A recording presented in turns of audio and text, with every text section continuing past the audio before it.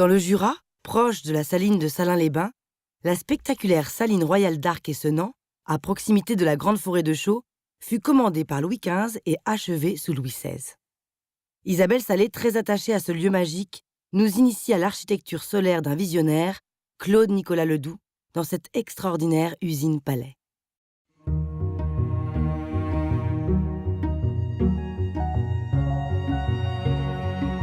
La saline de Salins est une saline qui a pris son essor au XIIIe siècle et qui était dans une vallée. Donc au XVIIIe, il était difficile de s'approvisionner en bois.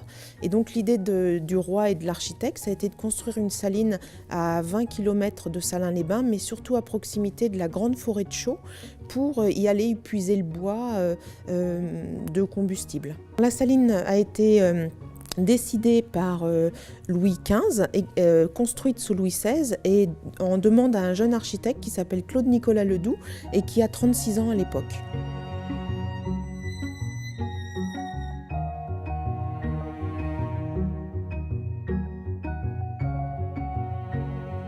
Ici, on est dans une architecture solaire, une architecture des Lumières, mais aussi dans une usine-palais.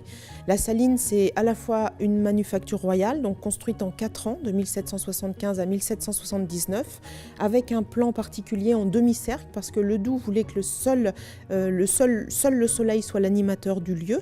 Et donc, la forme du bâtiment est aussi pure que la course du soleil. Sinon, l'ensemble du lieu fait 11 bâtiments, 5 sur le diamètre, 5 sur le demi-cercle. Le 11e bâtiment étant derrière la maison du directeur, qui étaient les écuries privées du directeur. Et l'ensemble de cette manufacture abritait de 80 à 120 ouvriers qui logeaient et travaillaient sur place.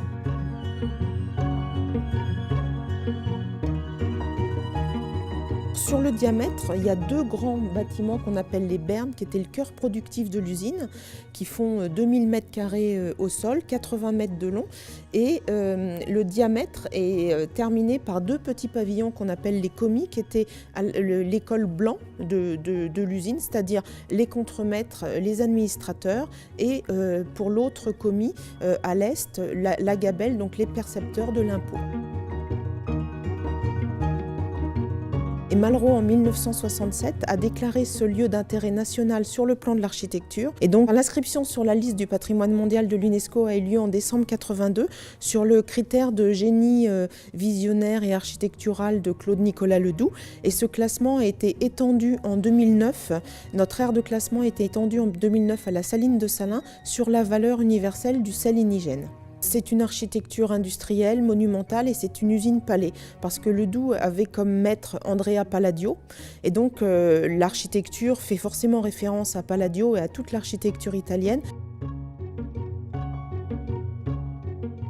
La façade de la maison du directeur se caractérise par des colonnes qu'on appelle eudolciennes, maintenant vraiment attachées à Ledoux, puisque ce sont une alternance de colonnes cubiques et cylindriques, qu'on appelle cubiques à bossage 1/2 dans le terme de l'architecture, et qui est couronné d'un oculus qui pour l'architecte était symbole d'unité, de perfection, le cercle complet, mais qui était aussi symbole de surveillance, puisque la saline est aussi une architecture panoptique, puisque d'où qu'on soit, on peut nous voir, de façon à ce que quiconque puisse entrer dans la saline voit la présence de l'autorité. On vient voir forcément le patrimoine avec des expositions, des collections permanentes, donc une exposition sur l'histoire du sel dans le lieu. Il y a une petite expo qui explique la saline après le fonctionnement de la manufacture. Et puis ici, il y a un festival de jardin. Et puis il y a le musée Ledoux, qui est un musée de 50 maquettes en référence à Claude Nicolas Ledoux, le seul musée consacré à un architecte en Europe.